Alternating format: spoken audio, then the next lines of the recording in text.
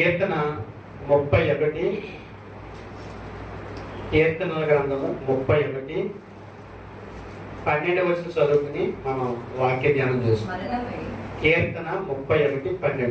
మరణమై స్మరణకు రాకున్న వాని వలె మరువబడితిని, ఓటికుండ వంటి వాడనైతిని.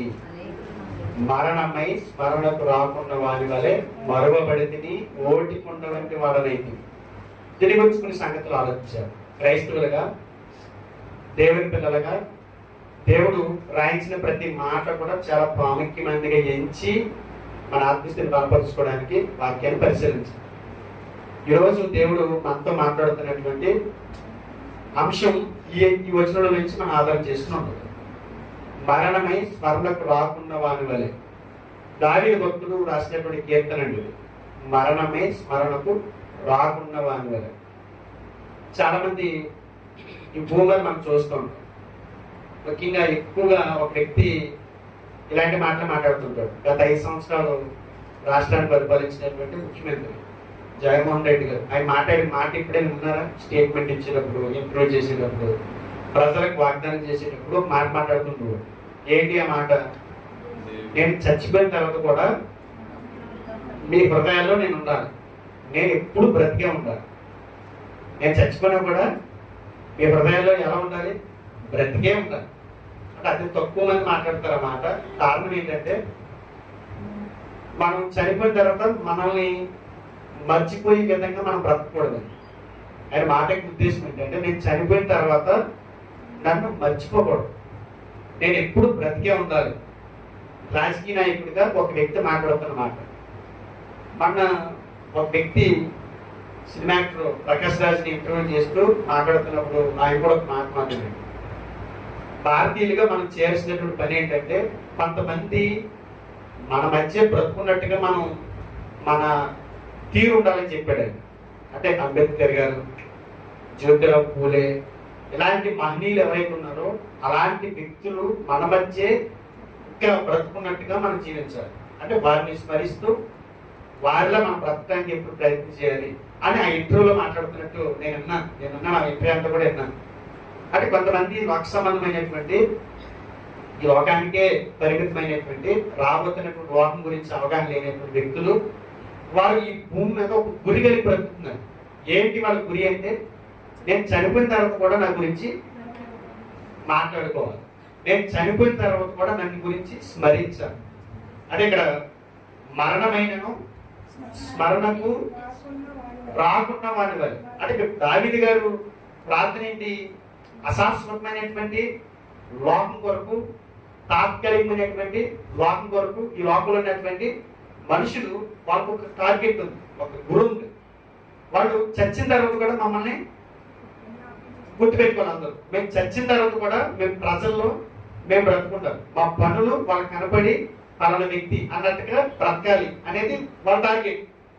ఇక్కడ భక్తుడైనటువంటి దావీదు తనేమంటాడనంటే నేను చనిపోయిన తర్వాత కూడా నన్ను స్మరణకు తెచ్చుకున్నామంటే అలాగ రాని వాడి వల్ల నేను మరవబడితే ఓటుకున్న వాడిని అయితే. అంటే ఆయన ప్రార్థన, ఆయన బలమైనటువంటి కోరిక ఏంటంటే నన్ను స్మరించుకునేవారు ఉండాలి ఈ భూమి మీద, నన్ను స్మరించుకునేవారు ఈ భూమి మీద ఉండాలి, అలా నేను జీవించాలి, అదే నా కోరిక.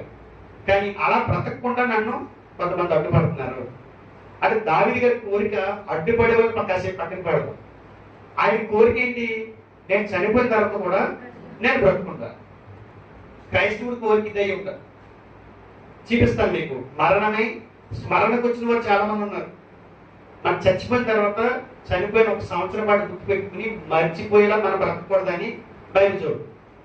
మనం చచ్చిపోయిన తర్వాత కూడా ఏళ్ల తరబడి వాళ్ళ మధ్య మనం బ్రతికే ఉండాలి. ఇది దేవుడు మన్నించుకోరుకున్నటువంటి మంచి సంకల్పం, ఆయన చిత్తం ఇదే, ఆయన కోరిక ఇదే. అర్థమవుతుందా? దావీదు గారి ప్రార్థన ఏంటి? నేను చనిపోయిన తర్వాత కూడా నేను బ్రతకాలి, ఈ లోకం వరకే పరిమితి కాదు, నేను నా గురి, నా లక్ష్యం పరలోకం, దేవుడి లోకం. ఈ లోపు నేను ఈ భూమి మీద బ్రతుకుతాను. చూశాను నాకు దేవుడు ఇచ్చినటువంటి అతి స్వల్పకాలం, ఆ స్వల్పకాలంలో నేను బ్రతికే బ్రతుకు చచ్చిపోయినా కూడా నేను చావకూడదు, నేను బ్రతికే ఉంటాను. ఈ భూమి మీద నేను బ్రతికే ఉండాలి ప్రజల మధ్య. అలాంటి గోల్ అయిపోయిందంట. మరణమైనను స్మరణకు వచ్చేవారు. అదే కదా వచ్చిందో చెప్పాడు. మరణమైన వారు అంటే భౌతికంగా మన మధ్య లేని వారు, భౌతికంగా మన మధ్య లేరు. స్మరణకు వచ్చేవారంటే వారి పనుల వలన మన మధ్య జీవించే వారిగా ఉండేవారు. చచ్చిపోయిన కూడా వాళ్ళు బ్రతుకుంటారండి. కొంతమంది బతుకున్నా చచ్చిన వాళ్ళే ఉంటారు. బైబిల్ ఇదే స్టేట్మెంట్ ఇస్తుంది. చూద్దాం, కొన్ని విషయాలు మనం ఆలోచించాలండి. ఈ విషయమే మరణం అయిన తర్వాత కూడా మనల్ని ఏం చేయాలి? ప్రజలు గుర్తుపెట్టుకోవాలి. ఎలా గుర్తుపెట్టుకోగలరు? ఏ రకంగా గుర్తుపెట్టుకోగలరు అంటే, 2 రకాల ప్రజలు ఉంటారు. మరణమైన తర్వాత స్మరణకు వచ్చేవారు ఉంటారు, మరణమైన తర్వాత స్మరణకు రాని వారు కూడా ఉంటారు. చనిపోయిన తర్వాత కూడా గుర్తుకి రాని ప్రజలు ఎంతో మంది మన కళ్ళ ముందు ఉన్నారు. 1 సంవత్సరం క్రితం చనిపోయిన వ్యక్తిని మర్చిపోయిన వాళ్ళు ఉన్నారు. 50 సంవత్సరాల క్రితం చనిపోయిన వ్యక్తిని ఇంకా స్మరిస్తూనే ఉన్నారు. ఇలాంటి వ్యక్తులు మనం చూస్తున్నాం ఈ భూమి. లోక సంబంధమైన వాటికే పరిమితమై బ్రతికినటువంటి మనుషులు కొంతమందిని గుర్తుపెట్టుకుంటూ ఉంటాం. భగత్ సింగ్ గారు కానీ, మన దేశం కోసం పోరాడినాడు భగత్ సింగ్ గారు కానీ, అంబేద్కర్ గారు కానీ, పూలే గారు కానీ, సుభాష్ చంద్రబోస్ గారు కానీ, ఇలాంటి కొంతమంది మహనీయులు ఉన్నారు. మహాత్మా గాంధీ గారు కానీ, వాళ్ళ గురించి మనం ఏం చేస్తుంటాం? గుర్తు చేసుకుంటూ మాట్లాడుతూనే ఉంటాం. ఇలాగా అలాగా ఆయన ఇది అది. కానీ చాలా మంది పుట్టారు, కోట్ల మంది పుట్టారు ఈ భూమి మీద. ఈ కోట్ల మంది ప్రజల మధ్య అతి తక్కువ మంది ఎందుకు గుర్తుకొస్తున్నారు? వారి పనులు అలాంటి అంటే వాళ్ళు బ్రతుకున్నప్పుడు తాత్కాలికమైనటువంటి వారి జీవితంలో, అల్పకాలమైన వారి జీవితంలో ఎలా బ్రతికారని అంటే, చనిపోయిన తర్వాత కూడా అనేకుల మధ్య బ్రతికుండేటట్టుగా వాళ్ళు ఒక స్వల్పకాలంలో బ్రతికారంట. దేవుడు ఇదే కోరుకుంటున్నాడు. అసలు ఆలోచించండి, దేవుడు ఎన్నో విలువైన సంగతులు ఈరోజు నీతో నాతో మనతో మాట్లాడబోతున్నాడు. నేను ఆచారంతో కూడుకున్నటువంటి భక్తులు చేస్తూ ఏదో ఆదివారం తప్పక వెళ్ళాలి కాబట్టి వెళ్ళి కనపడి ఆశ్రయించుకుని వచ్చేసి నమస్కారం పెట్టేద్దాం, నమస్కారం భాస్కర్ గోడకు అల్లైపోతున్నాం అని అనుకుని వచ్చేవాడికి ఇదేం అర్థం అవ్వదు. ఎవరికి అర్థమవుతుంది అంటే, చచ్చిన తర్వాత కూడా నా గురించి 10 మంది చెప్పుకోవాలి. ఇది నా టార్గెట్. ఇలాంటి వాడు ఖచ్చితంగా దేవుడు మాటలు కదా లక్కి మించుతాడు. ఓకేనా? ఎన్ని రకాలు ఉన్నారు భూమి మీద? చనిపోయిన తర్వాత అంటే భౌతికంగా మన మధ్య లేకపోయినా వారి గురించి వారు చేసిన పనుల గురించి మాట్లాడుకునేటువంటి వ్యక్తులు ఉన్నారు. భౌతికంగా మన మధ్య లేకుండా వారిని శాశ్వతం మర్చిపోయినట్టు, అసలు కనీసం 1 నిమిషం కూడా వారిని స్మరించుకోలేనటువంటి జీవితం జీవించిన వారు కూడా మన కళ్ళ ముందు మనం చూస్తాం. మరి బ్రతుకున్నాం కదా, మరి మనం పాడతాం ఏమని? బ్రతికి ఉన్న నీకు వారు పాఠమే కదా, బ్రతికి ఉన్న నీకు వారు పాఠమే కదా. ఎవరు? చనిపోయిన వాళ్ళు మనకు పాట నేర్పిస్తారు. సచివల్ సాగర్ గారు పాట కట్టింది అది. ఆ పాటలో భావం ఏంటంటే, చనిపోయిన తర్వాత కూడా ఏం చేయాలి? వాళ్ళు మనకు నేర్పిస్తున్నారు ఏంటంటే, చచ్చిన తర్వాత కూడా మా గురించి మాట్లాడుకుంటూనే ఉన్నారు. 1000 సంవత్సరాలైన సరే మమ్మల్ని స్మరిస్తూనే ఉన్నారు. వాళ్ళు మనకి పాటమంటారు. బైబిల్లో చనిపోయిన తర్వాత కూడా స్మరించుకుని అలాంటి గొప్ప జీవితాలు జీవించినటువంటి భక్తులు మనకి కనిపిస్తున్నారు. ఏం నేర్చుకుందాం? చచ్చిన తర్వాత కూడా వారిని మర్చిపోయే వ్యక్తుల గురించి ఆలోచిస్తామా? చనిపోయిన తర్వాత మా మధ్య బ్రతుకున్నారు అని చెప్పబడేటటువంటి వ్యక్తుల గురించి ఆలోచిద్దాం. ఆప్షన్ మీదే. ఎందుకంటే ఆ పని పనుల గురించి వద్దంటే వాళ్ళు కూడా అవసరం. ఎందుకంటే అలా అనుకుంటుంటే ఖచ్చితంగా అదే. ఓకేనా? కాబట్టి మనం ఆత్మీయంగా బలపడడానికి అది హెచ్చరిక, ఇది మనం బలపడడానికి. నిజంగా మనం ఎలా బ్రతుకుతున్నాం, మనం చనిపోయిన తర్వాత బ్రతుకుండగలిగే జీవితాలు ప్రస్తుతానికి మనం జీవిస్తున్నామా? ఒకవేళ జీవించకపోతే రాగలుగుతున్నాడు దేవుడు ఆయన చిత్తమైతే మనకి ఎంత ఆయుష్ ఇస్తే ఆ ఆయుష్లో మిగిలినటువంటి జీవితాన్ని అలా బ్రతకడానికి ప్రయత్నించారు. అలా బ్రతకడానికి కావలసినటువంటి కొంతమంది వ్యక్తుల జీవితాన్ని మనం పరిశీలించాలి. హెబ్రీయులకు రాసిన పత్రిక 11వ అధ్యాయము. హెబ్రీయులకు రాసిన పత్రిక 11వ అధ్యాయము. ఒకసారి దైవ గ్రంథాన్ని పరిశీలన చేస్తే హెబ్రీయులకు రాసిన పత్రిక 11వ అధ్యాయము 1 నుండి 40 వచనాలు మనకు కనిపిస్తాయి. హెబ్రీయులకు రాసిన పత్రిక ఎన్ని వచనాలు? 11వ అధ్యాయంలో 40 వచనాలు. 1 నుండి 40 వచనాలు. 12వ అధ్యాయం 1వ వచనం చూసిన తర్వాత నేను ఒక విషయం మీతో మాట్లాడతాను. 12 అధ్యాయం మొదటి వచనం చదువుతున్నాను చూడండి. ఎంత గొప్ప సాక్షి సమూహము మేఘము వలె మనలను ఆవరించి ఉన్నందున. ఇంత గొప్ప సాక్షి సమూహము మేఘము వలె మనలను ఆవరించి ఉన్నందున మనము కూడా ప్రతి భారమును సులువుగా చిక్కులు పెట్టు పాపము విడిచిపెట్టి అంటే మనము కూడా ప్రతి భారమును సులువుగా చిక్కులు పెట్టి పాపమును విడిచిపెట్టి విశ్వాసమైన కర్తవ్యం దాన్ని కొనసాగించుకోవడమైనా యేసు వైపు చూచుచు మన ఎదుట వంచబడిన పందెములో ఓపికతో పరిగెత్తుము. ఒక విషయాన్ని చెప్పి నేను అక్కడికి వెళ్తాను. 11వ అధ్యాయం కాదు, మరణం అయిన తర్వాత కూడా స్మరణకు వచ్చినటువంటి వారి జాబితా 11వ అధ్యాయంలో రాశాడు. ఆ 11వ అధ్యాయంలో ఎంతో మంది భక్తుల్ని వాళ్ళు చేసినటువంటి పనుల్ని హెబ్రీ గ్రంథకర్త స్మరిస్తూ వచ్చారు. ఎప్పుడు చనిపోయిన వాళ్ళు అనుకుంటారు? అందులో రాయబడిన వాళ్ళంతా కూడా కొన్ని 100 సంవత్సరాల ముందు, అంటే హెబ్రీ పత్రిక రాసేటప్పటికి ఇంచుమించు 1000 సంవత్సరాలకి పైనే, 1000 సంవత్సరాలు అబౌవ్, అంతకు మునుపు బ్రతికి చనిపోయినటువంటి వ్యక్తులు వచ్చినట్టు వారిని ఉద్దేశించి గ్రంథకర్త మాట్లాడుతున్నారు. అంటే 1000 సంవత్సరాలకు ముందు చనిపోయిన 1000 సంవత్సరాల తర్వాత వాళ్ళు ప్రజల్లోకి ఏం చేస్తున్నారు? బ్రతికే ఉన్నారు. ఈ వ్యక్తి వారిని ప్రస్తావన చేస్తున్నారు. అక్కడికి వెళ్లే ముందు ఈయన ఒక విషయం చెప్పాడు. క్రీడకి సంబంధించి, ఒక క్రీడాకారుడికి సంబంధించినటువంటి వాతావరణంలోకి మనం తీసుకెళ్ళాం. క్రీడాకారుడు పరుగు పందెమందు ఓపికతో పరిగెత్తుదము. దేనికి సంబంధించింది అది? క్రీడకి సంబంధించింది, వ్యవసాయానికి సంబంధించింది? క్రీడకి సంబంధించి. ఆ క్రీడ ఎలాంటిది? పరుగు పందెం. పరుగు పందెం పరిగెడుతున్నాం. పరుగులో మనం ముందుకు వెళ్తున్నప్పుడు మన టార్గెట్ ఏంటి? మన టార్గెట్ ఎవరు? విశ్వాసమునకు కర్తయు దాన్ని కొనసాగించబడని యేసు వైపు చూస్తూ. ఎవరైపు చూడాలి? ఎందుకని? ఒకటి, నా ప్రశ్న ఏంటంటే యేసు వైపు ఎందుకు చూడాలి అని అంటే 3 విషయాలు చెప్పు. ఒకటి, మనకంటే గొప్పగా ఎదిగిన వారి వైపు చూసామనుకోండి మనకు అసూయ వస్తుంది. మనకంటే తక్కువగా నీచిగా బ్రతుకుతున్న వారిని చూసామనుకోండి మనకి అతిశయం వస్తుంది. మనల్ని మనం చూసుకుని పరిగెత్తాం అనుకోండి సిరాకు వస్తుంది కదా. మనకంటే దగ్గరికి ఎవరు బతకలేదని మనకు తెలుసు, అందరికి తెలియదు అంతే. ఆ విషయం మనకు తెలుసు. 4 గోడల మీద కూర్చున్నప్పుడు మనం అనుకున్నాం చాలా సందర్భాలు, ఏ బ్రతుకులు నీచమైన బ్రతుకని ఎన్నోసార్లు అర్థం ముందు నిలబడి తిట్టుకున్న రోజులు ఉన్నాయి. అది కూడా చాలా వైపు చూడాలి.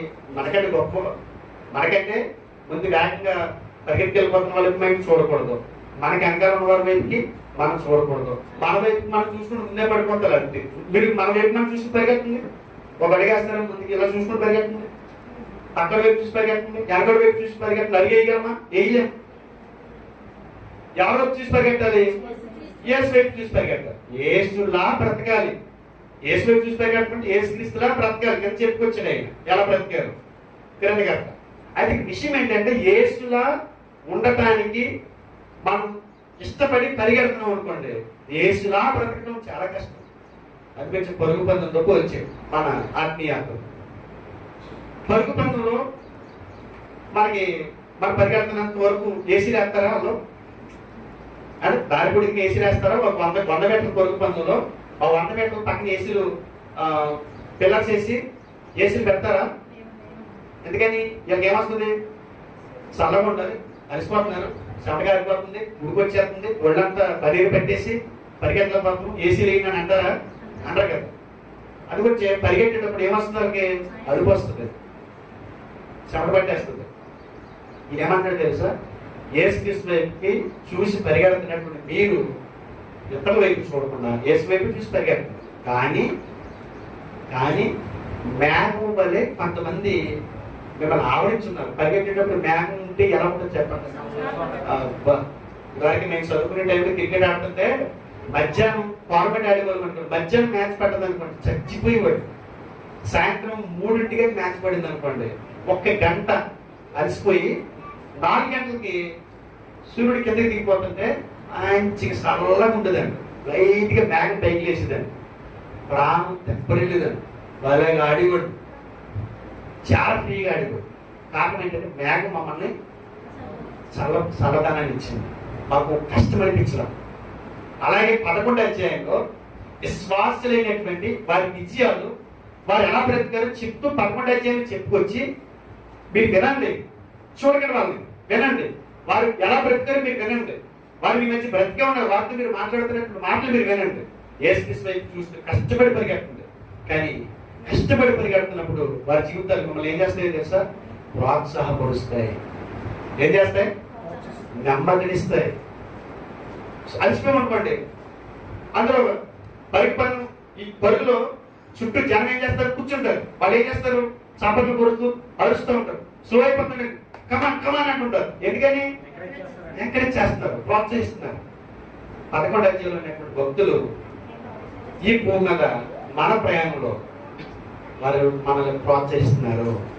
మనం అలసిపోకుండా మేఘం వారు మనల్ని ఆవరించి ఉన్నారు అని చెప్పి గ్రంథకర్త ఇక్కడ మాట్లాడు. చాలా మంది వాళ్ళ వైపు ఏం వైపు చూస్తాం తప్ప యేసుక్రీస్తు వైపు చూడడం. ఒకవేళ యేసుక్రీస్తు వైపు బ్రతకాలని ఆశతో టైం వైపు చూసామనుకోండి, ఏం చేస్తాం? అలసిపోతాం. అలసిపోయి ఏం చేస్తాం? ఆగిపోయి పక్కన కూర్చుంటే పరిగెడుతాం. నీడు ఎక్కడ కూర్చున్నాడు, కూర్చుని ఏం చేస్తున్నాయా అంటే పోతున్నారని చాలా మంది చూసి ఆడుకుంటా. ఎన్ఆర్ఐ నువ్వు ప్రభులోకి వచ్చాయంటే ఇప్పటి వరకు కడుపు కూడా క్రీస్తులో బ్రతకడానికి వేయలేకపోయావు. అర్థం ఏంటంటే నువ్వు వాళ్ళ వైపు వీళ్ళ వైపు చూసి నీ వైపు చూసి అలసిపోయి కూర్చున్నావు అంతే. ఆ మేడ, ఆ మేఘం నీ మీద పొమ్ముతుందని, ఆ మేఘం నిన్ను ప్రోత్సహిస్తుందని, ఆ మేఘం నిన్ను ప్రేరేపిస్తుందని నువ్వు గుర్తెరగకుండా ఈ లోపల నువ్వు బ్రతుకుతున్నావు. కానీ ఎబ్రీ గ్రంథకర్త మాట్లాడేది ఏంటంటే చనిపోయిన తర్వాత కూడా చాలా మంది మన మధ్య బ్రతికే ఉన్నారు అని మాట్లాడుతూ 11వ అధ్యాయంలో కొంతమంది భక్తులను ఉద్దేశించి మాట్లాడారు. తమ క్రియల వలన స్మరణకు వచ్చిన వారి యొక్క జాబితాని మనం ఆలోచించాం. ఎవరిని ఆలోచిందాం? వారు తమ క్రియల వలన ఈ భూమి మీద సజీవులుగా ఉన్నప్పుడు వారు ఎలాగైతే బ్రతికారో ఆ బ్రతికినటువంటి క్రియలు చనిపోయి కొన్ని 100 సంవత్సరాలు అయిన తర్వాత ఆ క్రియలు మనతో మాట్లాడుతున్నాయి అని ఎబ్రీ గ్రంథకర్త అక్కడ రాశాడు. ఎంత గ్యాప్ తెలుసండి? చిన్నకి 1015 సంవత్సరాల ముందు చనిపోయిన జాబితా తీసుకొచ్చి అక్కడ మాట్లాడు. ఇలాంటి వాళ్ళు దృష్టిలో పెట్టుకోండి. వాళ్ళు మేఘలో మీకు ఉన్నారు కదా, మీరు బలపడండి, పరిగెట్టండి ఓపికతో, అతి సులువుగా చిక్కులు పెట్టి పాపానికి మీరు లోబడికి నన్ను మాట్లాడుతున్నాడు ఆయన. చూద్దాం. తమ క్రియల వలన స్పర్ధకు వచ్చిన వారి యొక్క వ్యక్తుల్ని ఒక్కొక్కరిని చూద్దాం. హెబ్రీయులకు రాసిన పత్రిక 11వ అధ్యాయం. హెబ్రీయులకు రాసిన పత్రిక 11వ అధ్యాయము 4వ వచనం చూద్దాం. 4వ వచనం. విశ్వాసమును బట్టి హేబెలు కయీను కంటే శ్రేష్టమైన బలి దేవునికి అర్పించెను. విశ్వాసమును బట్టి హేబెలు కయీను కంటే శ్రేష్టమైన బలి దేవునికి అర్పించెను. దేవుడు అతని అర్పణలను గూర్చి సాక్ష్యం ఇచ్చినప్పుడు అతడు ఆ విశ్వాసమును బట్టి నీతిమంతుడని సాక్ష్యము పొందాడు. అతడు మృతి నొందియు ఆ విశ్వాసం ద్వారా మాట్లాడుచున్నాడు. ఎన్నాళ్ళకి తెలుసా? హేబెల్ గారు ఎవరు? హేబెల్ గారు ఎవరు? మొదటి మనుషుడు. ఆదాము తర్వాత ఆయన పుట్టినటువంటి మూడో భూమికి పుట్టుకొచ్చినటువంటి మూడో వ్యక్తి. అంటే ఎన్నాళ్ళు అయి ఉంటుంది? ఎబ్రీ గ్రంథకర్త ఇది క్రీస్తు 60 70 రాశాడు. అంటే అప్పటికి సృజించబడి కయ్యని దేవుడు సృష్టించి భూమి మీద మనుషులు ప్రారంభమైనటువంటి కాలాన్ని ఇస్తే బైబిల్ ప్రకారం యేసుక్రీస్తు కంటే ముందు 4000 సంవత్సరాల చరిత్ర జరిగింది. భూమి మీద మానవాళి మనుగడ 4000 సంవత్సరాల నుంచి ఉంది. అంటే 4000 సంవత్సరాల క్రితం బ్రతికి చనిపోయినటువంటి ఒక వ్యక్తి మనతో మాట్లాడుతున్నాడంట. మాట్లాడమంటే ఎవరు మాట్లాడతారు? చచ్చినోడు మాట్లాడతాడా? బతుకున్నోడు మాట్లాడతాడా? బతుకున్నవాడు మాట్లాడతాడు. అంటే 4000 సంవత్సరాల తర్వాత హేబెల్ గారు బ్రతికి 21వ శతాబ్దంలో ఉన్నటువంటి మనుషులతో మాట్లాడుతున్నాడంట. విశ్వాసం ఆయన. అంటే చూద్దాము. అంటే 4000 సంవత్సరాలు అయిన తర్వాత కూడా ఆయన బతికే ఉన్నాడు అంటే ఎంత గొప్ప విషయం. ఆయన చనిపోయిన మరణమైన కూడా ఆయన ఏం చేస్తున్నాడు? ఆయన గురించి ఏం చేస్తున్నాడు? స్మరిస్తున్నాడు. అసలు మనం మన జీవితాలు ఎలా ఉంటే ఒకసారి ఆలోచించండి. చూద్దాం. ఆయన ఏం చేస్తున్నాడంట? మరొకసారి ఆయన ఏం చేస్తున్నాడంట? అతడు మృతి నొందియు అవిశ్వాసం కాదు, ఆ విశ్వాసం ద్వారా మాట్లాడుచున్నాడు. చూద్దాం. ఆయనకున్న విశ్వాసం ఏంటి? హేబెల్ ఏమర్పించాడు దేవుడికి? హేబెల్ ఏమర్పించాడు? శ్రేష్టమైన బలి. బలులు అందరిస్తారండి. వారికి ఇచ్చిన దాంట్లో పట్టుకొచ్చి దేవుడికి అందరిస్తారు. కానీ దేవుడికి కోరింది, దేవుడికి ఇష్టమైంది, దేవుడికి నచ్చేది, దేవుడు కోరుకున్నది ఇవ్వగలిగే వాళ్ళు కొంతమంది ఉంటారంట. చాలా మంది దేవుడికి లంచాలు ఇచ్చే ప్రయత్నం చేస్తారు. కయ్యం చేసింది అదే. కయ్యం చేసింది అదే. అతను పొలాన్ని సేతిపరిచేవాడు, ఈయన గొర్రెలు మేపేవాడు. నేను పంట పండించేవాడిని కాబట్టి నేను దాన్ని పట్టుకొచ్చి ఇచ్చాను. మా తమ్ముడు గొర్రెలు మేపేవాడు కాబట్టి గొర్రెలు పట్టుకొచ్చి ఇచ్చాడు. తప్పే ఉంది అని అనకూడదు. అర్థమా కదా? ఇప్పుడు మీరు ఉన్నారండి, కొంతమంది కొన్ని వ్యాపారాలు చేస్తారు. ఆ వ్యాపారానికి సంబంధించింది పట్టుకొచ్చి ఇస్తున్నారా దేవునికి కానుక? దాన్ని వర్తకం చేసి ధన రూపాయలకు మార్చి పట్టుకొచ్చేస్తున్నారా? చెప్పండి. అంటే మేము శనికాయలు అనుకునేవాళ్ళు కాబట్టి శనికాయలు ఇస్తున్నామండి, మేము సోడాలు అనుకునేవాళ్ళు కాబట్టి సోడాలు పట్టుకొచ్చిస్తున్నామండి, లేకపోతే మేము అదండి ఇదండి అని ఆ వృత్తికి సంబంధించిన పట్టుకొచ్చి ఉండలేదుగా. ఏం చేస్తున్నారు మరి? కయ్యని గారు ఏం చేయాలి? మా తమ్ముడు ఎందుకు గొర్రెనిస్తున్నాడు? బలి ఒకటి అంటే ఆ బలిలో మా తమ్ముడు ఏదో చూస్తున్నాడు. విశ్వాసం అంటే ఏంటి? భవిష్యత్తులో జరగబోయేదాన్ని ముందే దూరదృష్టితో చూసి గ్రహించగలిగేవాడు. అంటే మా అందరి పాపాల నిమిత్తము ఒక ఆయన నువ్వు బలి ఇవ్వబోతున్నావు, ఆ బలి అర్పణ నేను చూస్తున్నాను, దానికంటే శ్రేష్టమైన బలి భూమి మీద లేదు. అది క్రీస్తు వారి మరణం. అది విశ్వాసంతో హేబెల్ గారు ఆ బలి గొర్రెనిస్తున్నప్పుడు ఆ బలి గొర్రె పిల్లలు యేసుక్రీస్తుని చూశాడు. నా పాపాన్ని క్షమించబడడానికి నేను రక్తం చాలనుకున్నాడు. ఏదే తోటలోంచి కదండి, ఏదే తోటలోనే కదా. అది నేను తల మీద పుట్టినప్పుడు ఆయన పుట్టినట్టు ఇచ్చాడు. అంటే 3 అధ్యాయంలోనే యేసుక్రీస్తు గురించి ఆదాము గారికి హవ్వకి హింట్ ఇచ్చాడు దేవుడు. అంటే వాళ్ళిద్దరూ పిల్లలకు నేర్పరంటారా భవిష్యత్తులో ఒక ఆయన రాబోతున్నాడని? మరి కయ్యకి కూడా నేర్పి ఉంటారు కదా. మరి అర్పణించేటప్పుడు ఏం పట్టుకొచ్చేవాళ్ళు?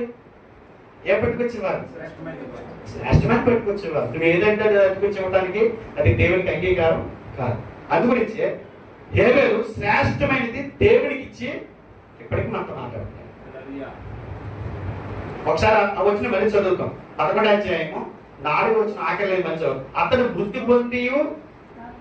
మృతి నొంది ఆ విశ్వాసం ద్వారా మాట్లాడుతున్నాడు. ఏం మాట్లాడుతున్నాడు? లేఖనములలో శాశ్వతంగా లిఖించబడి భద్రం చేయబడినటువంటి మాటల ద్వారా ఆయన మనతో మాట్లాడుతున్నాడు.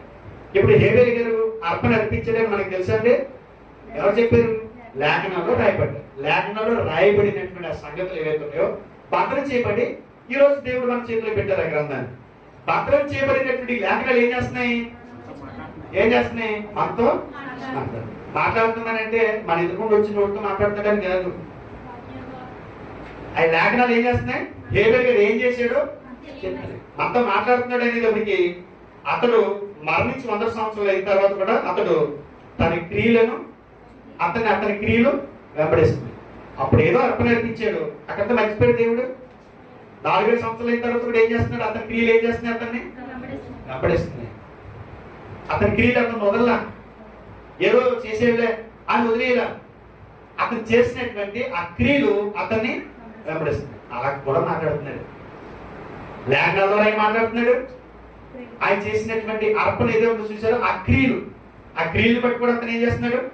మనతో మాట్లాడుతున్నాడు. అతని క్రియలు అతన్ని వెంబడిస్తుంది. వాస్తవానికి ఒక వ్యక్తి, మేము గుర్తుపెట్టుకోండి, వాస్తవానికి ఒక వ్యక్తి తన బ్రతికిన కాలంలో చేసినటువంటి దానికన్నా మరణించిన తర్వాత ఎక్కువగా మాట్లాడతారంట. మన బ్రతుకుంటే ఎవరు చెప్పుకోరు మన గురించి. చచ్చిపోతారు ఏంటిది? బ్రతుకున్నప్పుడు ఎవరు ఏం చెప్పడం. చనిపోతారు ఏమైపోతారు? వ్యక్తి చాలా గొప్పడైపోతాడు. బతుకున్నప్పుడు తక్కువ మాట్లాడుకుంటాం, చనిపోయిన తర్వాత ఎక్కువ మాట్లాడుకుంటాం. బతుకున్నప్పుడు కంటే చచ్చిపోయిన తర్వాత అతను ఎక్కువ మనతో మాట్లాడతారు. మీరు గుర్తుపెట్టుకోండి. ఎప్పుడు కూడా మీరు జీవితాలు మీరు చూడండి. ఒక చనిపోయిన వ్యక్తిని మీరు చూశారు, అతను ప్రతిరోజు మీతో మాట్లాడతారు. బతుకున్నప్పుడు ఎక్కువ మాట్లాడాలి. ఆ ఇంటి దగ్గరికి వెళ్ళినప్పుడు మీకు ఏం గుర్తొస్తుంది? ఇప్పుడు ఉదాహరణకి సత్యనారాయణ గారి ఇంటికి ప్రార్థనకి వెళ్ళాం, ఏం గుర్తొస్తుంది చెప్పండి? సత్యనారాయణ గారి ఇంటికి ప్రార్థనకి వచ్చాను, ఆంటీ గారు ఉన్నారు, సినిమా జోడి కూర్చున్నారు అని అనుకోమా. మనం అక్కడికి వెళ్ళగానే ఏం గుర్తొస్తుంది తెలుసా? ఆయన సైకిల్ వేసుకుని వృద్ధుడైనా కూడా సైకిల్ వేసుకుని కింద మీద పడతా ప్రార్థనకి అందరికంటే ముందు వచ్చేసి కూర్చునేవాడు. సన్నిధిలో ఎంత ఆనందంగా ఉండేవాడు, ఆహ్లాదం కలిగించేవాడు, సంఘంలో కొంతమందిని ప్రోత్సహించేవాడు. ఏ గుర్తుంది ఆయన బతుకుండగా ఏమనుకోలేదు. మనం బతుకున్నప్పుడు మాట్లాడే చనిపోతే మాట్లాడుతున్నాడు ఆయన. అర్థం నేను చెప్పేది.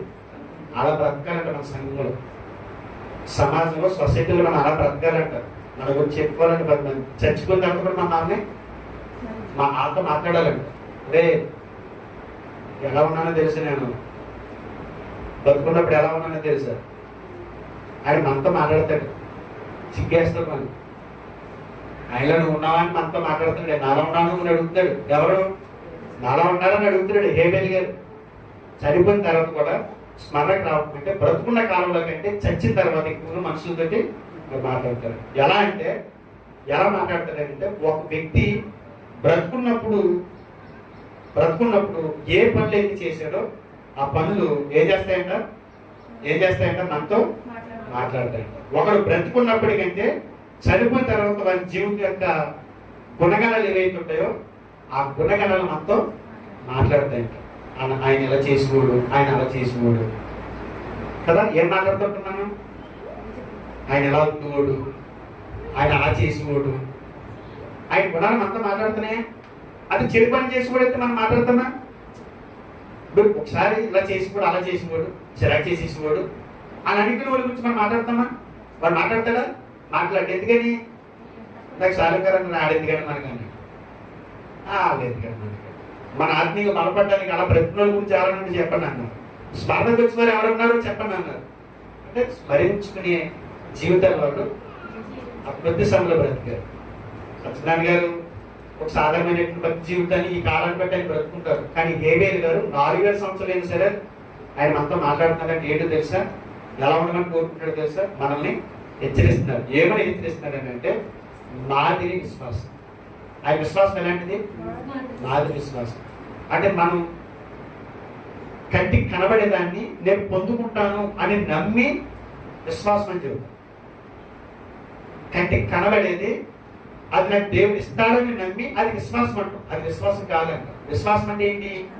మొదటి వచ్చిన చూడండి. విశ్వాసం అనేది నిరీక్షింపబడి వాటి యొక్క నిజ స్వరూపమును అదృశ్యమైనవి ఉండవనుటకు రుజువై ఉన్నది. అదృశ్యమైనవి ఉన్నాయి అనుటకు రుజువు అంట.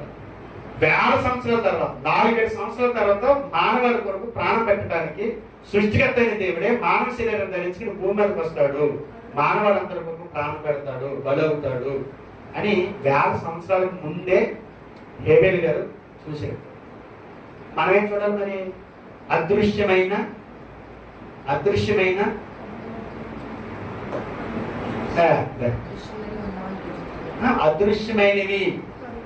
పర్లోకం. అసలు మీ గురి ఏంటి? మీ పరుగు ఏంటి? ఎక్కడికి పరుగు మీది? మీ విశ్వాసం ఏంటి? ఆయన విశ్వాసంతో ఏం చేస్తున్నాడు?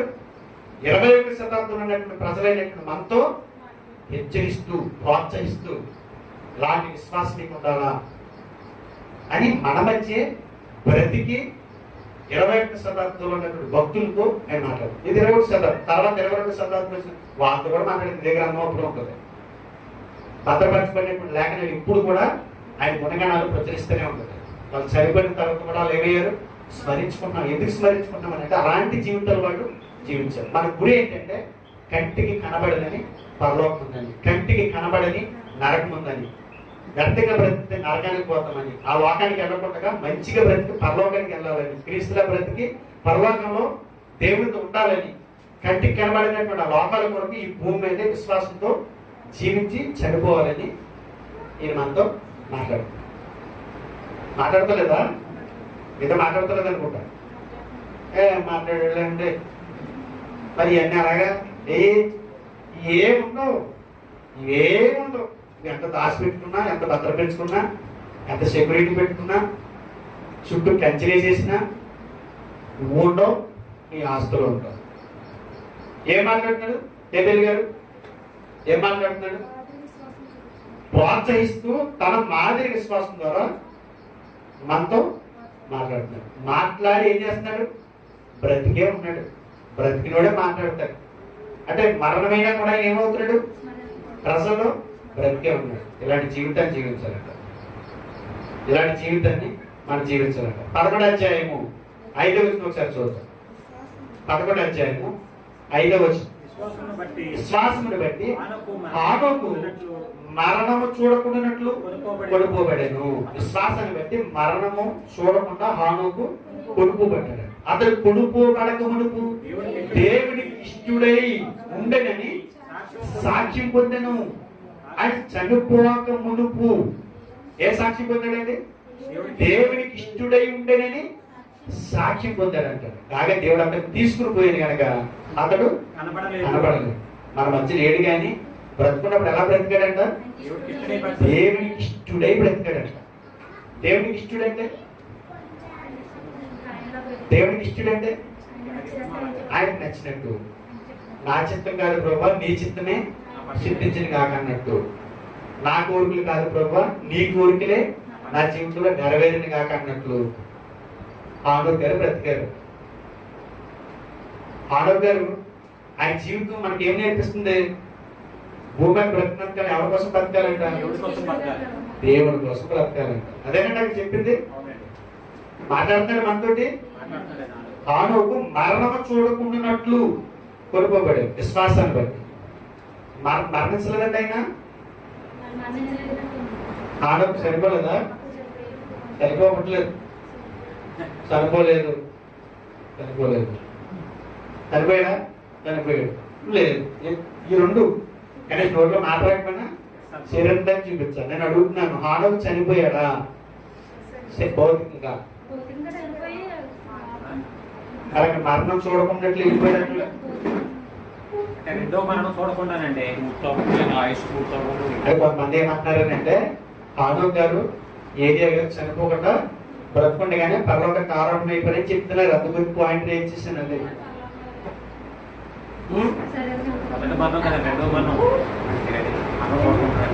ఇక్కడ మరణం చూడకున్నట్లు కొనుక్కోబడాను. అతను కొనుక్కోబడడం మనకు దేవునికి ఇష్టడే ఉన్నాను కనుక సాక్ష్యం పొందాను. కాగా దేవుడు అతను తీసుకుని పోయాను గనుక అతను కనబడలేదు. కనబడలేదు. అతను తీసుకుని అనగానే ప్రధానంగానే ఏమన్నారు? ఆయన చనిపోలేదు, బతుకుండగానే పరలోకానికి వెళ్ళిపోయాడు. అయితే ఒక మాట చూపిస్తాను మీకు. యోహాను సువార్త 8వ అధ్యాయము 51వ వచనం. యోహాను సువార్త 8:51. ఒకడు నా మాట గైకొనిన యెడల వాడెన్నడూను మరణము పొందడని మీతో నిశ్చయముగా చెప్పుచున్నానని ఉత్తరమిచ్చాను. మూడిచ్చాడు పుట్టినోళ్ళు పొందడని. ఏముంది మూల భాషలో? మరణము చూడడని. ఏం చూడు? ఎన్నిసార్లు చచ్చాం మనం? రోజుకి ఎన్నిసార్లు చేస్తున్నాం మనం ప్రతి జీవితంలో? అర్థమట్లేదు నేను చెప్పేది. ఒకసారి యోధా పత్రిక కూడా చూడండి. దేవుడు మన నుంచి కోరుకునేది ఏంటంటే చావకూడదు మనం. ఒకసారి పాపముల చేత అపరాధం చేత చచ్చాం. క్రీస్తు వారు తన ప్రభుత్వం మన రక్తాన్ని ఎట్టి బాప్తిస్తున్నారు. మరలా మనల్ని బ్రతికించారు. క్రీస్తుతో కూడా మనల్ని బ్రతికించారు. యోధా పత్రిక 12వ వచనం మధ్యలే, 12వ వచనం ఆఖరలేదు.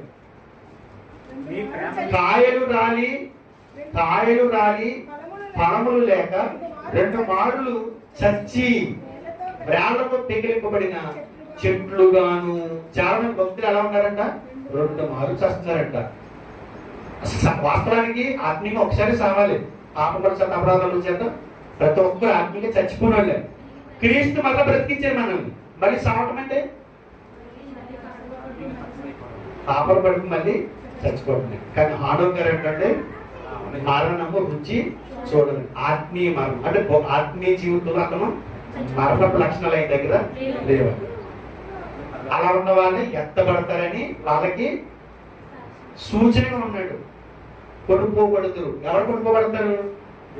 2 సార్లు చచ్చిన వాళ్ళు కాదు, ఆత్మీయ మరణం లేని వాళ్ళు. పాపముల చేత అపరాధములు మరల మూట కట్టుకుని చచ్చే వాళ్ళని ఆయన లేపడంట. ఎత్తబడే వాళ్ళు ఎవరుంటారు? హానోకు వాళ్ళకి చూసిన వాళ్ళకి ప్రతినిధి హానోకు గారు. ఎలా బ్రతికాడు? దేవునికి ఇష్టడని దేవునికి ఇష్టడని సాక్ష్యం పొందాం. మనం ఎవరికి ఇష్టం చెప్పాలి? మనం ఎవరికి ఇష్టం? దేవుడికి ఇష్టం లేని వాళ్ళందరికీ మనకి ఇష్టం, మనకు వాళ్ళకి ఇష్టం. దేవుడికి ఎవరైతే ఇష్టం ఉండరో వాళ్ళందరికీ మనకి ఇష్టం.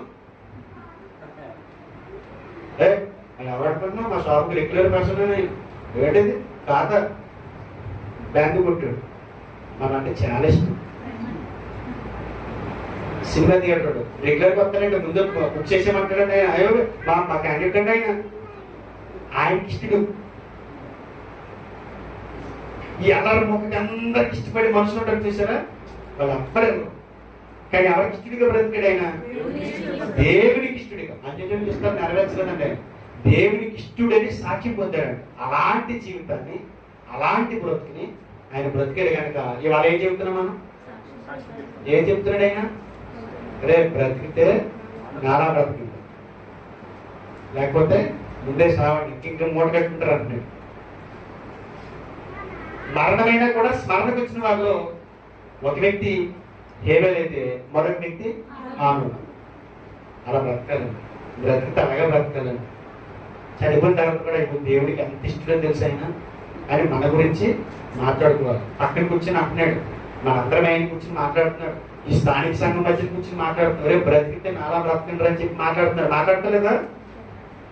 ఎన్ని సంవత్సరాలు అయిందని చనిపోయి? 4 సంవత్సరాలు అయింది. ఆయన సమకాలికి లేదు. హేబెలు ఆ సంతలోంచి వచ్చినాడే,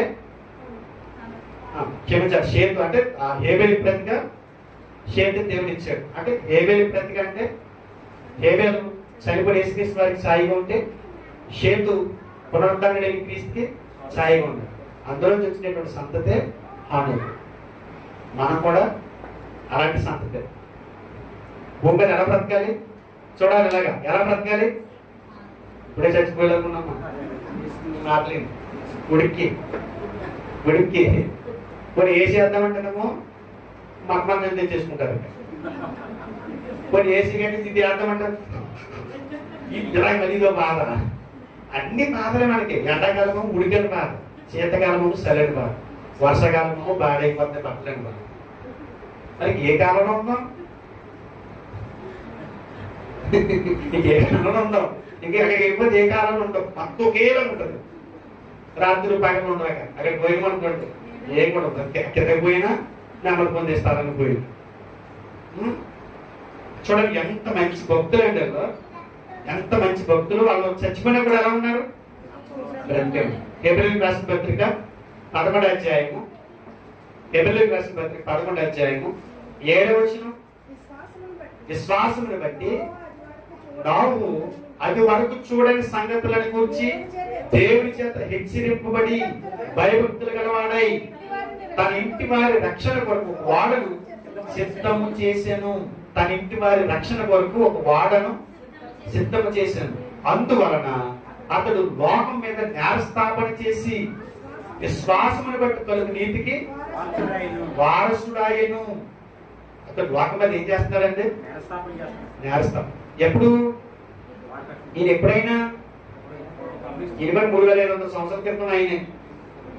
ఇప్పుడు నేరం మోపుతున్నాడంటే ఆయన నిలబడి 21వ శతాబ్దంలో మన మీద నేరస్థాపన చేస్తున్నాడు. ఏమని నేరస్థాపన చేస్తున్నాడు? లోకం చెడ్డది, లోకం పాపంతో నిండిపోయింది. ఇలాంటి పాప లోకంలో నువ్వు చాలా జాగ్రత్తగా బ్రతకాలి. చెడ్డగా నువ్వు బ్రతకూడదు. ఎలా ఉండాలి మరి? ఈ లోకాన్ని దేవుడు జలప్రేరణ ద్వారా నాశనం చేస్తానని నాతో చెప్పాడు. చెప్పినప్పుడు నేను ఏం చేశాను తెలుసా? ఇలాంటి లోకంతో పాటు నేను నా కుటుంబం అంతమైపోకుండా, నాశనం అయిపోకుండా వారి రక్షణ కొరకు ఒక వాడని సిద్ధం చేసుకున్నాను. ఇది అందరి బాధ్యత. ఒక కుటుంబ యజమానిగా పురుషుడి బాధ్యత ఎంత ఉందో, ఒక కుటుంబ రాణిగా, ఆయన రాజు అయితే రాణి మా అక్కాక్టీస్ అందరూ ఎందుకంటే మీరందరూ మీకు తెలియదు ఏంటంటే భర్తలకి స్త్రీలు ఎవరంట? కిరీటాలండి. అర్థమైందా? భర్తలకి భార్యలు ఎవరంట? కిరీటం అంట. ఎందుకు చెప్పాడు అలాగా? భర్తకి భార్య కిరీటం ఏంటి? చాలా గౌరవంగా ఉండాలని. ఏ? గౌరవంగా. ఇలా తెలియదు ఏంటంటే ఆ నెత్తుకొని కిరీటం పెడితే రాజు అయిపోదామని చూస్తాడని మీరు అనుకుంటున్నారు. దేవుడు ఏమనుకుంటున్నాడు అంటే మిమ్మల్ని రాణి చేద్దామని. రాజుగారి భార్య ఎవరు? నేను రాణి అవ్వకూడదు పర్లేదు, నేను రాజు అవ్వకూడదు. ఇది గొడవ. కిరీటం అంటే ఏంటంటే మీ భర్తని నెత్తి మీద ఎత్తి కూర్చో, నిన్ను రాణి చేస్తాడు అని చెబుతుంటే భర్త మాత్రం భర్త చెప్పింది మాత్రం చెయ్యు. భర్తతో నీకు పని లేదు, శిరస్సుతో నీకు పని లేదు, నువ్వే శిరస్సు నడిపిద్దామని చూస్తావు. కొన్ని కుటుంబాల్లో భర్త బలహీనుడు అయితే కొన్ని కుటుంబాల్లో భార్య బలహీనుడు ఉన్నారండి. అన్ని కుటుంబాల్లో ఉన్నారు, ఎడక్కడ ఉన్నారు, వీళ్ళు అనుకున్నారు అనుకుంటున్నారు. మీరు అట్టగడ దరిద్రంగా ఉన్న వాళ్ళు మీలోనే ఉన్నారు, మనలోనే ఉన్నారు. భార్య మంచి విశ్వాసం. సంఘాల్లో స్త్రీలు ఎక్కువ కనబడుతున్నారు. భర్తలు ఎక్కడ ఉన్నారయ్యా అంటే రోమంతా తిరుగుతున్నారు. ఇక్కడ నోహు జ్ఞానస్థాపన చేస్తున్నాడు. మా ఇంటి వారి రక్షణ కొరకు, మా ఇంటి వారి రక్షణ కొరకు నేను వాడని ఎన్నాళ్ళు కట్టాడు? ఎన్నాళ్ళు కట్టాడు? సంవత్సరం. 100 సంవత్సరాలు. 100 సంవత్సరాలు నిర్మించాడు. 100 సంవత్సరాల నిర్మాణంలో భార్య కొడుకులు సహకరించకపోతే కట్టగలరా? కట్టగలరా? అంటే వాళ్ళ కుటుంబం అంతా కూడా బ్రతికే ఉన్నారని అర్థమవుతుంది నాకు ఇప్పటికీ. వాళ్ళ కుటుంబం మన మీద ఏం చేస్తున్నారు? నేరస్థాపన చేస్తున్నారు. రే వాక్ని ఏమి ఉండదు. దేనికోసం బతుకుతున్నారు మీరు? ఎవరి కోసం బతుకుతున్నారు మీరు? నారా బ్రతుకుంటే రేపు పొద్దున్న మమ్మల్ని చూపించి మిమ్మల్ని శిక్షిస్తాడు దేవుడు. దయచేసి వాక్ని ఏమి ఉండదు, చెడ్డది లోపల కలిసిపోకండి. కుటుంబం అంతా కూడా దేవుళ్ళు బలపడండి, కట్టుకోండి, కుటుంబాన్ని కట్టుకోండి. ఓ రోజు ఉపద్రవం రాబోతుంది. ఉపద్రవం మీ కుటుంబాలు కాపాడబడాలి. కుటుంబాలు అందరూ పనిచేయండి. ఒక వృద్ధుడు కట్టేస్తానండి వాడ భార్య సహకరించారుగా, పిల్లలు సహకరించి ఉంటారుగా, కోడలు కూడా సహకరించి ఉంటారుగా. పైకి వయసు ఎంత అయింది? 500 సంవత్సరాలు. 500 సంవత్సరాల వయసులో జలప్రలయం వచ్చింది. ఆ 100 సంవత్సరాల వాళ్ళు ఎంతో ప్రయాసపడ్డారు. వాళ్ళందరూ నిలబడి మన మీద ఇప్పుడు మాట్లాడుతున్నారు. వాళ్ళు అలా ఉన్నారు. అక్కడ కనపడుతుంది లేదు, ఇక్కడ ఉన్నారు, నా కళ్ళ ముందు ఉన్నారు. బైబిల్ రూపంలో, బైబిల్ వాక్య రూపంలో ఉన్నారు, లేఖనాల్లో ఉన్నారు. మనతో మాట్లాడుతున్నారు. కుటుంబాన్ని కాపాడుకుంటే బాబు ఆ రోజు జలప్రలయంలో రప్పించి ఆ రోజు దేవుడు లోకానికి తీర్పు తీర్చి జలప్రలయంతో పని లేదు, ఏముండదు, ఇక అగ్ని. చనిపోయిన కూడా వాళ్ళు ఏం చేస్తున్నారు? మనల్ని బ్రతికుండి మనల్ని హెచ్చరిస్తున్నారు, నేరస్థాపన చేస్తున్నారు. కానీ మన జీవితాలు ఎలా ఉన్నాయి? రావుగా చనిపోయిన కూడా ఇప్పుడు మనతో మాట్లాడుతున్నాడు. అది గొప్ప విషయం. మరణమైనా కూడా ఆయన మనకి ఏమవుతున్నాడు? స్మరణకు వస్తున్నాడు.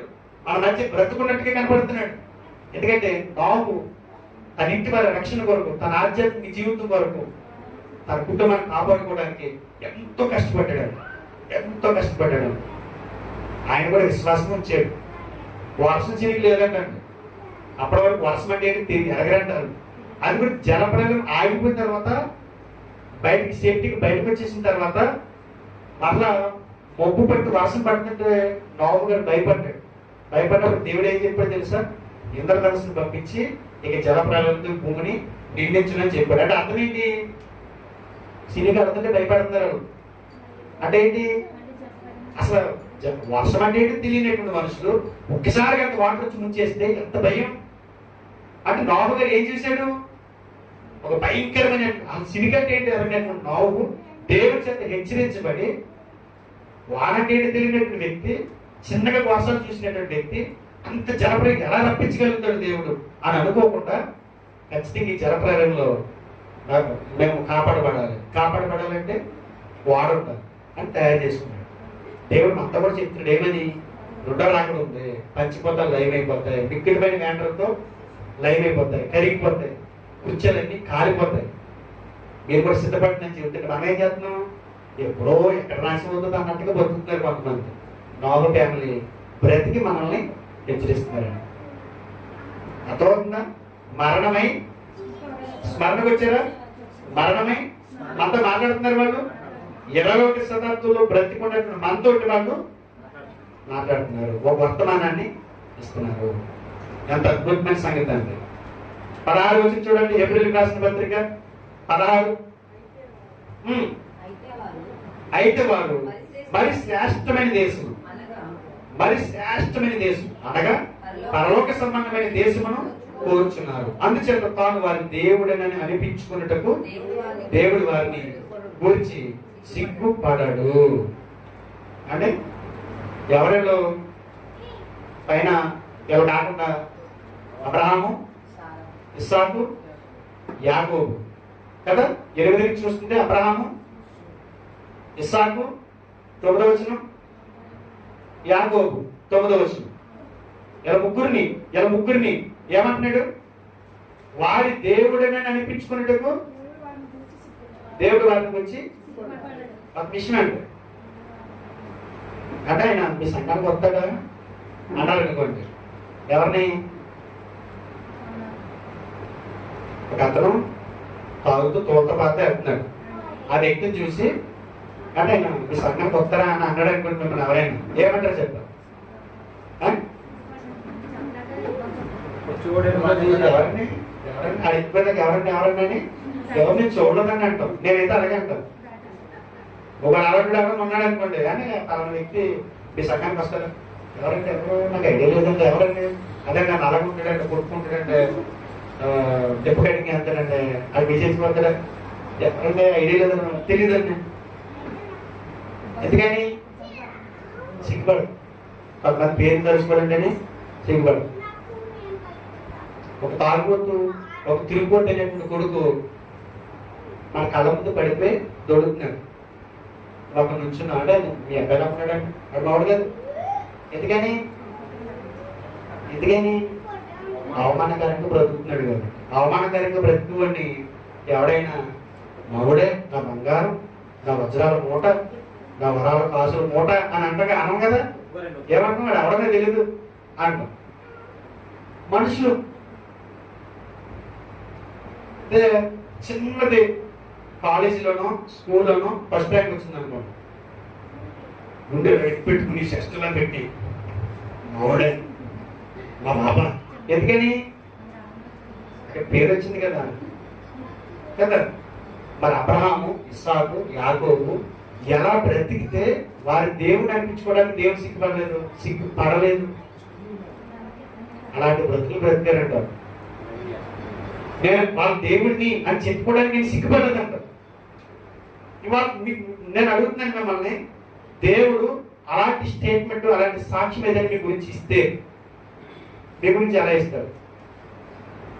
మన గురించి ఎలా ఇస్తారు? ఒకసారి అలా ఎవరన్నా ఏ ఏరియా, ఏ సంఘం, అలాగే ఏ సంఘం ఎక్కడ వెళ్తారో, ఏరియా ఎక్కడది నాకు తెలియదమ్మా అలా దేవుడు కూడా. ఎందుకంటే మరి సిగ్గుపడాలి. మోషే పేరు మోషేగా రాలేదేంట్రా? పార్టీ మనం గౌరవించారు కదా, పార్టీ వారు మనం అడిగిద్దాం అనుకున్నాం కదా. ఎవరికి? మోషే. అబ్రహాం గారు రాలేదేంట్రా? ఎక్కడికి? ప్యాకెట్కి. ఇస్సాకు ఎక్కడికి? కొల్లు. ఎలాంటో నీ నిజంగా నా ప్రజలను చెప్పుకుంటాడండి ఆయన. కానీ ఈయన మంచిగా బ్రతికితే ఆ సాక్షి ఇచ్చాడు. వారి దేవుడిని అనిపించుకోవడానికి అయినా సిగ్గుపడలేదు. మరణమైన వారిని స్మరిస్తారన్నమాట అర్థమైంది తెలుసా? వాళ్ళ బ్రతికిన వాళ్ళు చనిపోయినా కూడా మన మధ్య బ్రతికే ఉన్నారు. ఎవరు? హేబేలు, హనోకు, నాహు, అబ్రహాం, ఇస్సాకు, యాకోబు. అసలు ఒక్కరి మించిన ఒకరు. ఓకేనా? మరణమైనా కూడా స్మరణకు వచ్చేటువంటి వారిని కొంతమందిని చూసాం. ఇలా మనం బ్రతకగలిగితే దానివల్ల బ్రతిపోయింది. దావీదు గారి ప్రార్థన ఏంటి? మరణమైన స్మరణకు రాని వాని వలె నేను ఓటుకుంటూ వాడిని అయిపోయాను అని అనుకున్నాడు. కానీ అది ఎవరో బలహీనలు ఆయన బాధపడుతుంటే మాట్లాడినట్టు మాట తప్ప, మరణమైన తర్వాత కూడా ఇప్పటి వరకు మనం చెప్పుకున్నటువంటి వ్యక్తుల కంటే ఎక్కువగా 1,800 భక్తులు దావీదు గారిని స్మరించారు. అలా బ్రతికాడు. ఒకసారి చూడండి, అపొస్తలుల కార్యములు పేతురు గారు సంఘానికి ఒక మూల స్తంభంలో ఉన్నటువంటి పేతురు గారు. అపొస్తలుల కార్యములు 2వ అధ్యాయం 29వ వచనం. సహోదరుల, ఈ ప్రసంగం చేసింది ఎవరనుకుంటారు? పెంతెకొస్తు పండుగ రోజున 2:14 పేతురు గారు మాట్లాడుతూ చెప్తున్నాడు 29 సహోదరులారా మూల పురుషుడికి దావీదుని గురించి మీకు నేను దారుణంగా మాట్లాడవచ్చును. అంటే ఆయన గురించి మాట్లాడాలని అంటే కొద్దిగా ఉండదు, ధారాళంగా మాట్లాడాలి. ఆయన గురించి మాట్లాడాలని అతడు చనిపోయి సమాధి చేయబడి అతని సమాధి నేటి వరకు మన మధ్య ఉన్నది. అతడు ప్రవక్త అయి ఉండెను. అతడు ప్రవక్త అయి ఉండెను. ఎంత మంచి సాక్ష్యం అండి. 11 చూడండి. అలాంటి సాక్ష్యం అవడానికి గల కారణం ఏంటంటే 11 అధ్యాయము 22 వచనం చూడండి. 22 వచనం తర్వాత అతన్ని తొలగించి దావీదుని వారికి రాజుగా ఏర్పరిచాను. మరి ఆయన నేను యెషై కుమారుడైన దావీదుని కనుగొంటిని. అతడు నా ఇష్టానుసారుడైన మనుషుడు, అతడు నా ఉద్దేశములన్నీ నెరవేర్చునని చెప్పి అతన్ని గురించి సాక్ష్యం ఇచ్చాను. 36 వచనం చూడండి. సాక్ష్యం ఇచ్చాను. దావీదు దేవుని సంకల్పం చొప్పున తన తరం వారికి సేవ చేసి నిద్రించి తన పితరుల యొద్దకు చేర్చబడి వెళ్ళిపోయాను. అంటే దావీదు దేవుని సంకల్పం చొప్పున తన తరం వారికి ఏం చేశాడు? సేవ చేసి నిద్రించాడు. మన గురించి ఏం చెప్తారు? వెళ్ళలేదు పది బొదలతో బతికాడు వాడు. ఆడికొక బతుకు, ఆడికొక జ్ఞాపకార్థ కొడుకులు, ఓదార్పు కొడుకులు ఎందుకు వచ్చింది ఆడి జీవితం, వాడు బ్రతుకు ఎవరి కోసం బతికాడు, దేనికోసం బతికి చచ్చాడు అని అనుకునే వాళ్ళు ఉన్నారు. మనం మన తరాల్లో ఏం చేయాలంట? దేవుని సంకల్పం చొప్పున సేవ చేసి చనిపోవాలంట. దావీదు గారు అది నేర్పిస్తున్నాడు మనకి. దావీదు గారు చనిపోయి చాలా కాలం అయింది. కానీ ఈ రోజు నీతో నాతో మనతో ఏం మాట్లాడుతున్నాడు? ఆయన చనిపోయినా కూడా ఆయన మనకి స్మరణకు వచ్చాడా? వచ్చాడు. ఏమంటున్నాడు? దేవుని సంకల్పాన్ని నెరవేర్చండి, ఆయన ఉద్దేశానుసారంగా మీరు బ్రతకండి, ఆయన ఉద్దేశాలు మీ జీవితాలు నెరవేరాలి, అలాంటి జీవితాన్ని మీరు జీవించాలి. వీళ్ళందరూ మనకు నేర్పుతున్న పాఠం ఏంటంటే చనిపోయినా కూడా మీరు బ్రతుకుంటారు నలుగురు. జగన్మోహన్ రెడ్డి గారు లోక సంబంధమైన మనుషుల మధ్యలో బ్రతుకుతాడేమో, ఆయన చేసినటువంటి పథకాలను బట్టో ఏదో ప్రజలకు ఏదో వాళ్ళకి ఇష్టమైంది పరిపాలన చేసో రాజకీయ నాయకులు బ్రతుకుండొచ్చు, అది అశాశ్వతం. కానీ దేవుని పిల్లలు శాశ్వతమైన దాని వరకు బ్రతుకుతారు. ఇప్పుడు మీద వాళ్ళు హృదయాల్లో స్థానాన్ని బదులు చేసుకునేలా బ్రతుకుతారు. అది క్రైస్తవుల నుంచి దేవుడు ఆశిస్తుంది. అయితే ఇప్పుడు మరణమైన తర్వాత స్మరణకు వచ్చే జీవితాలు జీవిస్తే వారు ఎలాంటి ప్రతిఫలం పొందుతారు అని అడిగితే, ఇప్పటి వరకు వేరే జీవితాలను చూసాం కదా, వారి జీవితాల నుంచి కొన్ని విషయాలు చెప్పి నేను ముగిస్తాను. దేవుని చిత్తం అయితే మరణమైన తర్వాత స్మరణకు రాని వారు ఎవరు చూడరు. ఎవరిని గుర్తుపెట్టుకోరో, ఎవరిని స్మరించుకోరో, ఎవరు బ్రతుకుంటారో వచ్చేవారిని చూడరు. దేవుని చిత్తం ఇప్పటివరకు చెప్పుకున్నటువంటి మరణమైన తర్వాత బ్రతికారని చెప్పుకున్నాం చూసారు, వాళ్ళు పొందే ప్రతిఫలం, వాళ్ళు స్మరణకు వచ్చేవారు. ఏప్రిల్కి రాసిన పత్రిక 12వ అధ్యాయము మొదటి వచ్చింది. ఏప్రిల్కి రాసిన పత్రిక 12వ అధ్యాయము. ఎంత గొప్ప సాక్షి సమూహము మేఘం వలె మనలను ఆవరించి ఉన్నందున మనము కూడా ప్రతి భారమును చురుగా చిక్కులు పెట్టి పాపం విడిచిపెట్టి ఎంత గొప్ప సాక్షి సమూహం మేఘం వలె మనల్ని ఆవరించి ఉన్నందున ఎంత గొప్ప సాక్షి సమూహం. ఎవరు? వారి విశ్వాస విజయాల ద్వారా ఎప్పటివరకు మనతో మాట్లాడేది చూసారు 11వ అధ్యాయంలో భక్తులు, వాళ్ళు మేఘం వల్ల ఆవరించి ఉన్నందున. ఎవరి వల్ల మేఘం అంటే మంచిగా బ్రతికి చనిపోయినటువంటి భక్తులు. వారి విశ్వాస విజయాల ద్వారా వాళ్ళు క్రైస్తవులు, సతమతమవుతున్నటువంటి క్రైస్తవులు. అలా మనం బ్రతికమనుకోండి, మన తర్వాత తరాలు స్మరించుకున్న జీవితాలు జీవించినటువంటి మనల్ని ఏం చేస్తారో తెలుసా? వారిని మనం ప్రోత్సహిస్తాం. అలా బ్రతికితే వాళ్ళు ఏం చేశారు? మనల్ని ప్రోత్సహిస్తున్నారు. ఒకప్పుడు బ్రతికి ఇవాళ మనం మాట్లాడుకోవడానికి మంచి అవకాశాన్ని ఇచ్చారు. అంటే మనల్ని వాళ్ళు ఏం చేస్తున్నారు? ప్రోత్సహిస్తున్నారు. చనిపోయిన తర్వాత కూడా మనల్ని స్మరించేలా మనం బ్రతికితే ఏం చేస్తాం? మేఘం వలె ఉంటాం. మేఘం వలె అంటే ప్రోత్సహించేవారి, ఇతరుల్ని వారి కష్టాల్లో, వారికి నిరుత్సాహపడుతున్న, సతమతం అవుతున్న వారిని ముందుకి పరిగెట్టు, ఏం కాదు, ఏమన్నాం మేము అలాగే పరిగెట్టాం అని చెప్పడానికి ఉంటారంట. అలా ఉంటారు. అలా బ్రతికితే మాకు వచ్చే లాభం ఏంటంటే ఇదే. ఏం లాభం? మన ఎవరికి ప్రోత్సాహం?